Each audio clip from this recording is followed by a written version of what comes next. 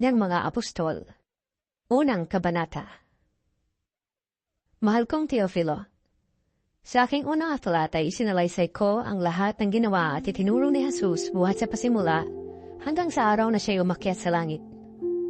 Bago siya umakyat, pinagbilinan niya sa pamamagitan ng Espiritu Santo ang mga apostol na kanyang hinirang. Pagkatapos ng kanyang pagkamatay, maraming ulit siyang nagpakita sa kanila at pinatunayan niyang siya ay talagang buhay. Sa loob ng 40 araw, siya ay nakita nila at nagturo sa kanila